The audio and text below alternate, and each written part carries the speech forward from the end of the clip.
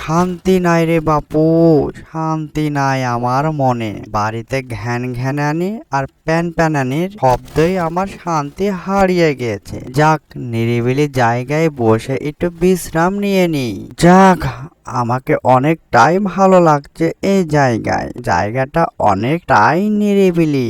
মাঝে মাঝে ওখানে আসবো, তাহলে আমার মনটা অনেকটাই ভালো হয়ে যাবে। ওহ বাবা বাবা, এখানে তো একটি মানুষ দাঁড়িয়ে আছে।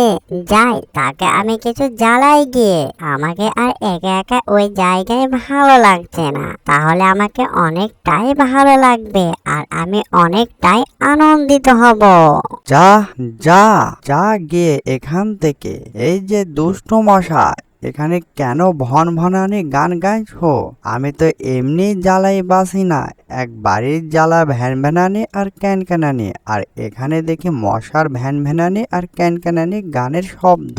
কোথায় গিয়ে শান্তি নাই? এই যে দুষ্ট মশা, তুমি কেন আমাকে সমস্যা করছো? হ্যাঁ, আরে আরে আরে বাবা, হে তো যাই না, সে তো সব সময় ব ব ব ব শব্দ করে। বুঝলাম না, হে আমাকে কি পাইলো এই জায়গায়? এত লোক থাকতে আমাকেই সে পাইলো।